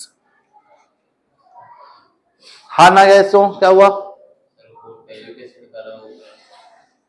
ये del u, u final minus u initial, minus minus plus, R1 वाला माइनस क्यों है? क्योंकि ये नेगेटिव चार्ज है, ये positive है, ये तो नेगेटिव है, मल्टीप्लाई तो दोनों हो रहे हैं। बिल्कुल ऐसे ही कर लेना। देखो इलेक्ट्रोस्टैटिक पोटेंशियल एनर्जी के लिए बेसिकली दो क्यू मल्टीप्लाई होने वाले हैं, उनकी साइन रख देना, आपको अपने आप पता चल जाएगा पोटेंशियल एनर्जी नेगेटिव आने वाली है पॉजिटिव आने वाली है। R1, एक मिनट, ओ भैया R1 R2 ये वो नहीं है, ये है R1 यहां तक, और ये है कोई रैंडम R2 यहां तक। अब मैंने कहा है R2 R1 से बड़ा है, इसके लिए इस तरह से ड्रॉ किया है। R1 is a random point, R2 is a random point. ठीक है, ठीक बा।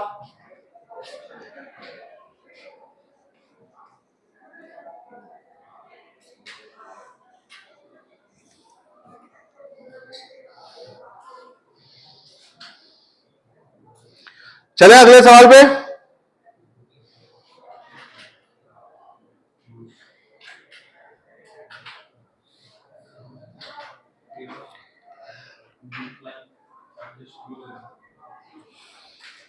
पढ़ता हूं. To bring like charges closer means you will have to increase del u, और इस तरह भी लिख सकते हैं यू इंक्रीज del u को, है ना. फिर यू सेपरेट अनलाइट चार्जेस, मतलब फिर से del u फिर से बढ़ेगा, पोटेंशियल एनर्जी फिर से बढ़ेगा ही बढ़ेगा. क्यों? क्योंकि वो करना मुश्किल है. As simple as that. उसमें एनर्जी स्टोर हो जाएगा, जो छोड़ देने पर निकलेगा बाहर स्पीड के टर्म्स में. ये तो नो. चलो अब अगला सवाल लिखना पड़ेगा. A proton moves from a very large distance with a speed u meter per second. A proton moves from a large distance. A proton moves from a large distance. A proton moves from a large distance with a speed u meter per second towards a free proton. Towards a free proton. पूरा फिर से सुन. A proton moves from a large distance with a speed of u meter per second towards a free proton originally at rest. Originally at rest. Full stop. Originally at rest. Full stop. Find the distance of closest approach. क्या root 3 कैसे?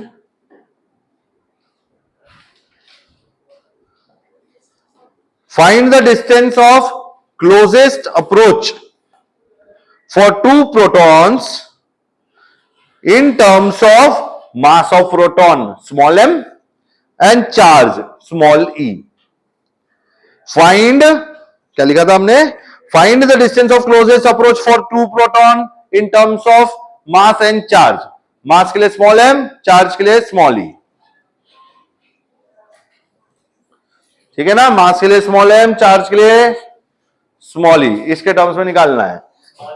Small e charge of electron और charge of proton. तो भैया क्या है situation? देखो यहां खड़ा है प्रोटॉन, यहां हमने फेंक के मारा प्रोटॉन. काई स्पीड से फेंका? यू स्पीड से फेंका. फिर क्या होगा? जैसे जैसे ये इसको अप्रोच करेगा, क्या ये भी आगे चलने लग जाएगा? Yes, because of force of repulsion ये भी चलने लग जाएगा आगे. इसका स्पीड बढ़ना शुरू हो जाएगा और इसका स्पीड, अरे इधर देख लो क्या कर रहे हो सब लोग. अरे इधर देख.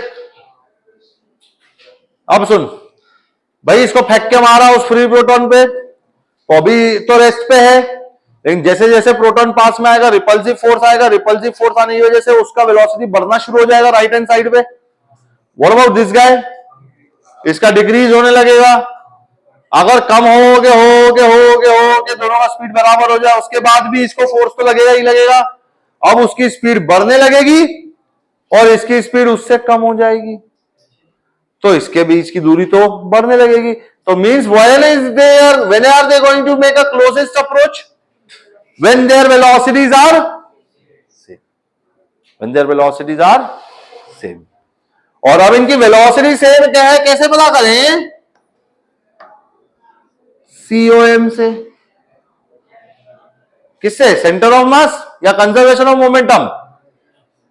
Conservation of momentum. देख लेते हैं 2 मिनट. अब तो पहले मोमेंटम कितना था बेटा?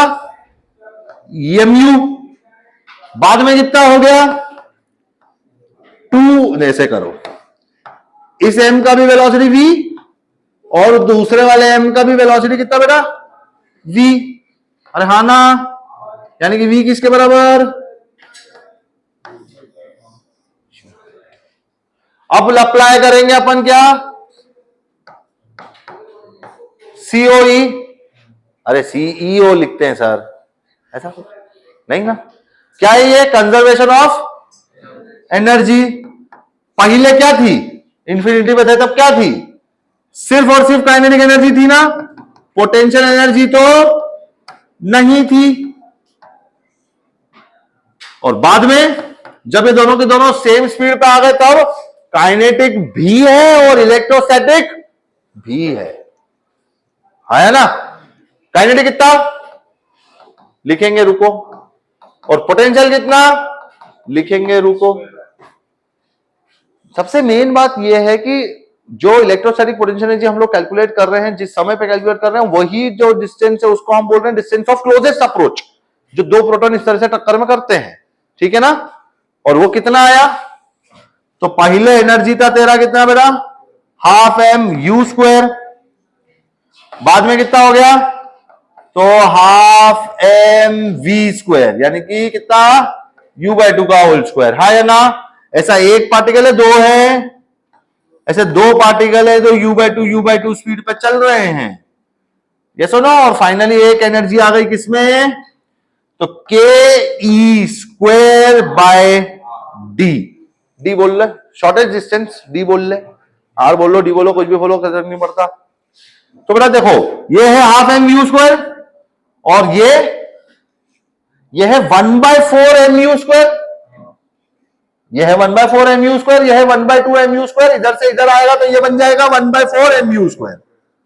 फिर से बोल रहा हूं, यह है हाफ एम यू स्क्वायर, यह है हाफ और हाफ, यानी कि एम यू बाई 2 का होल स्क्वायर, यू यानी कि एम यू स्क्वायर बाय 4, ये दोनों मिलकर एम यू स्क्वायर बाय 4 है, इधर आएंगे तो क्या बन जाएगा 1/4 एम यू स्क्वायर।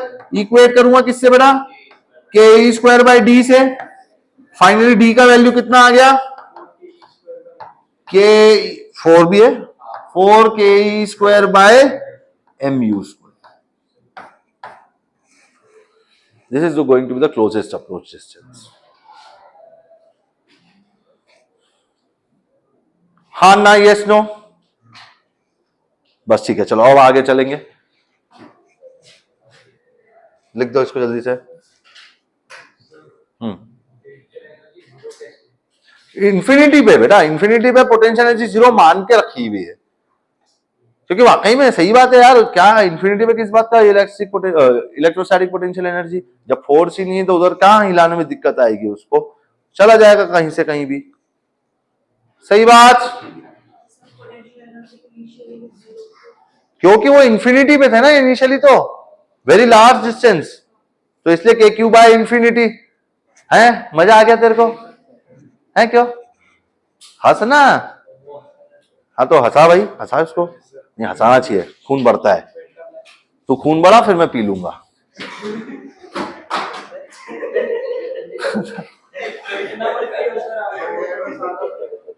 हाँ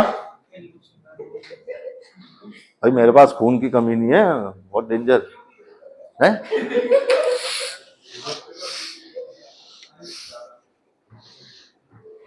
तुमने लिटरली देखा है खून पीने वाला जानवर, देखा है, वैम्पायर, असलियत बात कर रहे, देखा है कभी, अरे वो कीड़ा आता है ऐसा छोटा सा, हाँ क्या बोलते हैं उसको, बैट भी करता है क्या, बैट भी करता है, बैट भी करता है, इसलिए वो वैम्पायर को रेफर कर दिया तुरंत।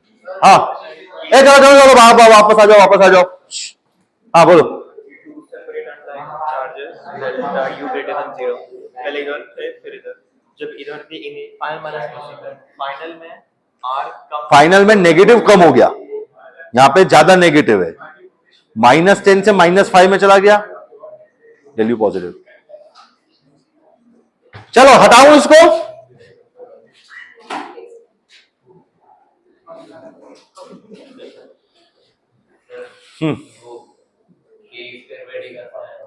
वो है इलास्टिक इलेक्ट्रोस्टैटिक पोटेंशियल एनर्जी बेटा, दैट इज के Q1 Q2 बाय R। भैया क्योंकि Q1 Q2 दोनों इलेक्ट्रॉन के प्रोटॉन के चार्ज है E, तो Q1 Q2 बन गया E इंटू E, और डिस्टेंस हमने D मान ली, हाँ D, और वो फाइंड किया अपन ने। फिर जो वेलोसिटी सेम हो गई, उसके बाद फिर वो अब भी फोर्स तो अब भी लग रहा है, अब ये दोनों क्लोजेस्ट अप्रोच के डिस्टेंस पे आ चुके हैं, but still the force is acting, तो स्टिल इसकी स्पीड इंक्रीज होगी और उसका स्पीड डिक्रीज होगी।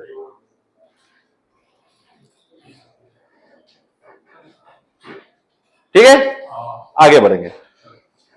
तो अब एक बात को ध्यान देना, for a system of charges, for a system of charge, for a system of charges, electrostatic energy potential, electrostatic लिखते चलो, इलेक्ट्रोस्टैटिक पोटेंशियल एनर्जी, पॉइंट है, बहुत बड़ा पॉइंट है। फिर क्या लिखा हमने, for a system of charges, मतलब अब देखो अब तक हमने सिर्फ दो पॉइंट चार्जेस को डिस्कस किया, अब दो से ज्यादा हो तो तब क्या करना है हमें, वो जैसे दो नहीं तीन हो, चार हो, पांच हो, है ना, हेक्सागन में 6 होते हैं, वैसे हो, वैसा सब। तो for a system of charges electrostatic potential energy of the system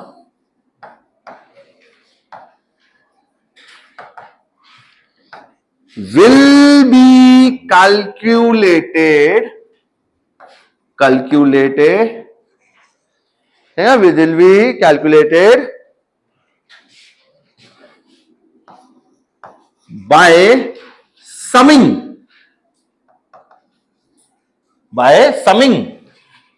electrostatic potential energy,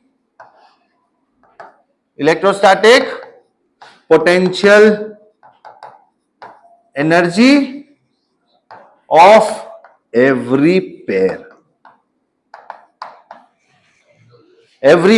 of charges, every pair of क्या, every pair of charges।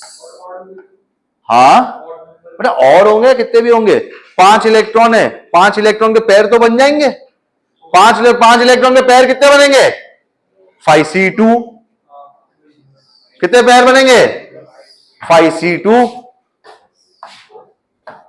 सो लिखोगे क्या, टोटल नंबर ऑफ पेयर्स कितने, n में से 2 को सिलेक्ट करना, and that too no permutation only combination, तो nc2 है ना, n में से 2 को इकट्ठा सिलेक्ट करना, बस nc2। पहले n सिलेक्ट करना, फिर n-1 सिलेक्ट करना, फिर आधों को हटा देना, वही है nc2, है ना। तो अब देखना एग्जांपल, एक इलेक्ट्रो इक्विलेटरल ट्राइंगल है, ठीक है, साइड लेंथ L, सबके कॉर्नर पे चार्ज है Q, Q, Q, कितने पेयर बनेंगे, 3c2, 3, एक ये और एक ये, और कोई पेयरिंग पॉसिबल नहीं है, तो इसकी सिस्टम की एनर्जी किस तरह लिखूंगा, U1 प्लस, ऐसे करो, U12, U23 और U13, इनकी पेयरिंग्स, U12 कितना, तो KQ² बाय L कर देता हूं अगले क्वेश्चन में, तो पर अभी आसान कदम है, चल ले मुश्किल से, तो वो हो जाएगा कितना, 3KQ² by L, electrostatic total potential energy कितनी हो गई तेरी, 3KQ² बाय L। लिख ले, स्टेटमेंट लिख लिया ऊपर का सबने। तो अगर इसी तरह से अगर इसको स्क्वायर बना दे, अब चलो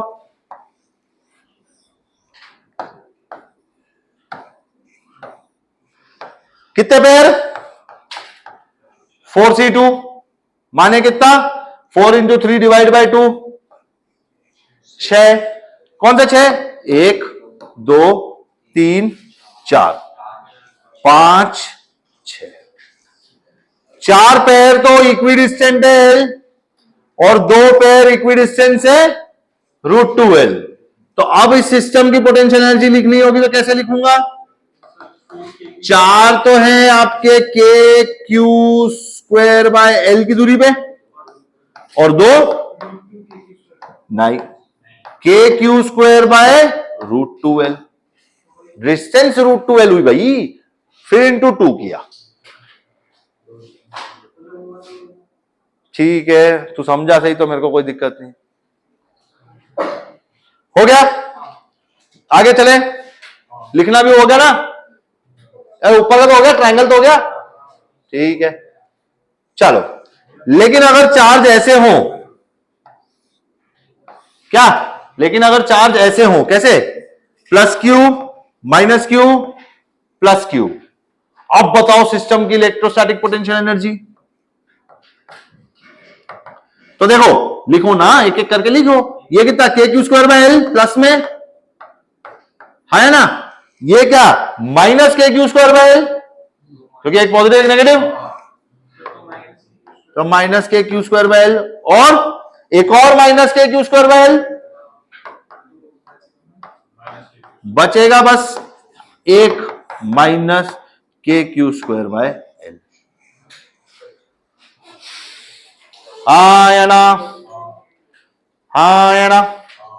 अब तुम्हारी बारी। रेडी? फिर से वही triangle, Q charge minus Q charge minus Q charge, जवाब दो। सेम आएगा? अरे अलग है, देख यार, ऊपर एक ही माइनस क्यू था, नीचे दो माइनस क्यू हैं। अब क्या होगा जवाब? सेम ही होगा। कंफर्म? ठीक है, हाँ माइनस ही होगा। फिर से चेक कर लो। तो इसका कितना? Minus K Q square by L. इसका कितना? Minus K Q square by L. इसका कितना? Plus K Q square by L. जवाब तो फिर से वही रहा, minus K Q square by L. पक्की बात? श्योर? चलो अब थोड़ा सा ओरल कैलकुलेशन करेंगे, ठीक है ना? ये लिख लिया था ना सबने? भाई लिखते जाना है सबके सब, लिखते जाना सबके सब। चलो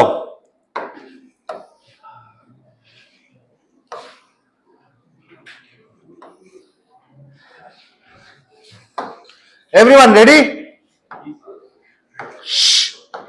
electrostatic potential energy, electrostatic potential energy.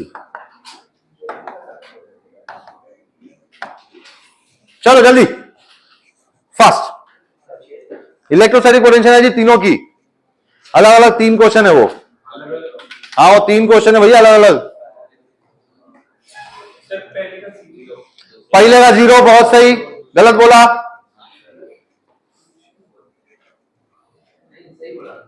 सही बोला? चेक कर लिया तूने दोबारा? अच्छे किया, थैंक यू। अरे चेक करने का बोल रहा था मैं बस। अरे चेक करना जरूरी है, एग्जाम में जब बैठेगा तब आंसर चेक करके देगा, और चेक भी ऐसे 2 सेकंड में हो जाना चाहिए। हाँ क्या मजाक कर रहा है यार, ये ज्यादा बोल दिया तूने, चेक करके बोल रहा है। चलो इधर ध्यान दो प्लीज, चलो। हाँ भाई आराम से। इधर देख, minus K Q square by root 12 plus K Q square by root 12 आपस में कैंसल आउट। इधर का माइनस और इधर का प्लस कैंसल आउट, इधर का माइनस इधर का प्लस कैंसल आउट। एक बार लिख के बोलता हूं फिर से, तो देखना, के क्यू स्क्वायर बाय रूट 12 ये है इसका और इसका, है ना? देखो नंबरिंग कर देता हूं तो अच्छा रहेगा। ये है 1 और 3 का, फिर उसके बाद में 2 और 4 का कितना, तो minus K Q square by root 12, ये किसका लिखा बेटा? 2 और 4 का। फिर उसके बाद में 1 और 4 का बोलो, तो K Q square by L. भाई एक ही बार सॉल्व करना है। फिर कहां गया? 2 और 3 का बोलो, तो minus K Q square by L. और कोई बच गया? बच गया भाई 4 और 3, तो 3 और 4 का बोलो, तो K Q square by L.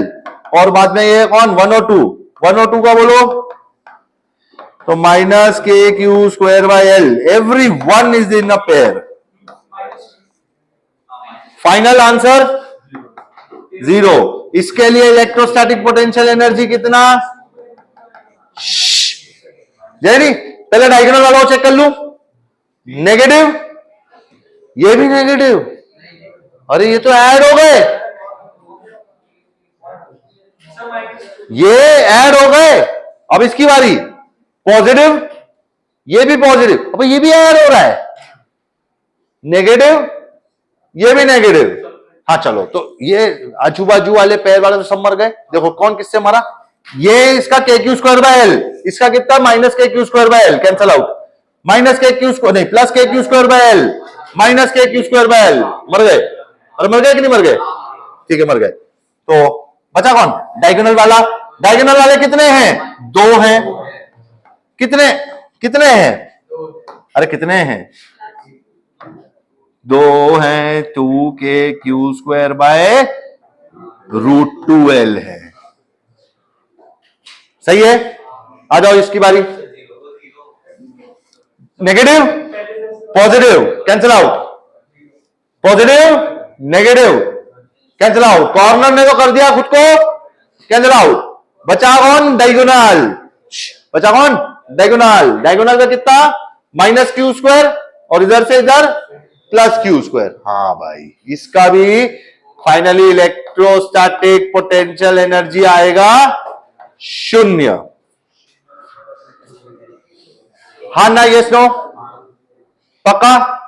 एक क्यूब है, क्यूब के सारे वर्टाइसेस में कितने कितने वर्टाइस होते हैं वैसे क्यूब में, 8 8, सबके कॉर्नर पे एक चार्ज रखा हुआ है क्यू, कितने पेयर बनेंगे, 8c2, that is 8 into 7 by 2, that is 4 into 7, कितने पेयर, 28 पेयर, लग जाओ काम पे। Find out electrostatic potential energy of a cube containing charge all charge at there vertices, find out electrostatic potential energy of a cube containing charge at its vertices, find out electrostatic, ये कोई लिखना पड़ेगा, ये शब्दों में लिखना पड़ेगा, ये 3D डायग्राम है, 2D में कहां ड्रॉ होगा, ड्रॉ तो हो जाएगा लेकिन लिखो question, find out electrostatic potential energy, find out electrostatic potential energy for a cube which has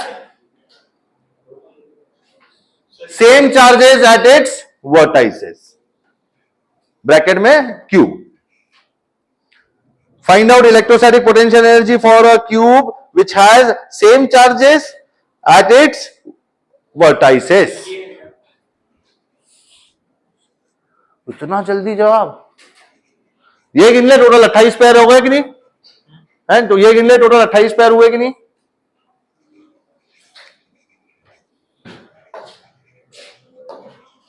अगर 28 पैर हो गए तो फिर तो सही ही होगा,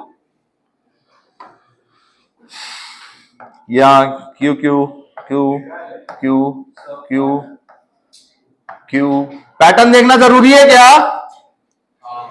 हाँ वरना तो रात कर दोगे फिर।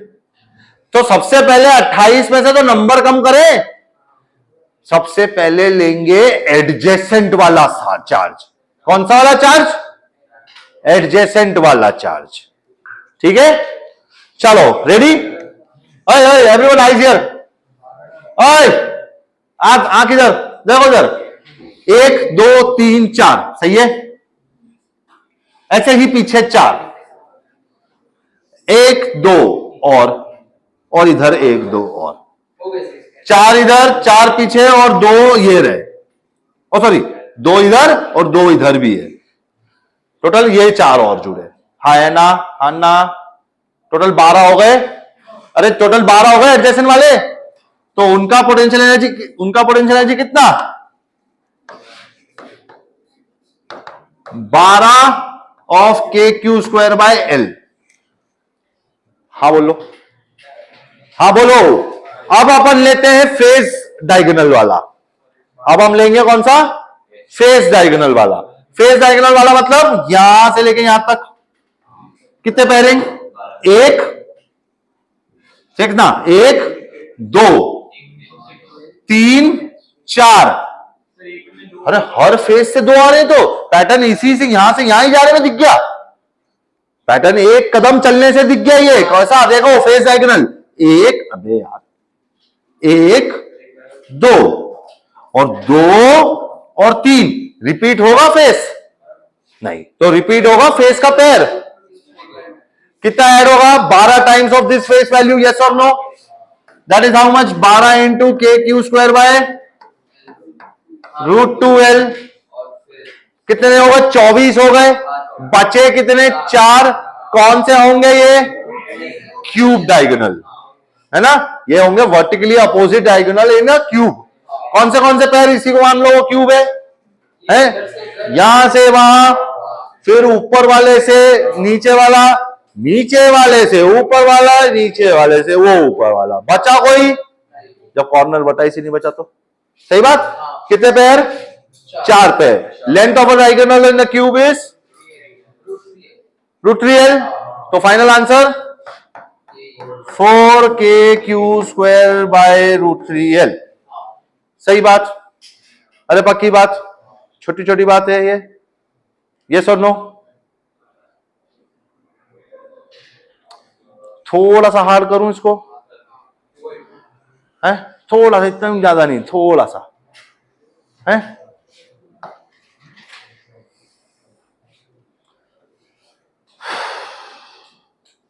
ऑल द बेस्ट होमवर्क, ठीक है? ट्राई मारना इसको, होमवर्क है ये।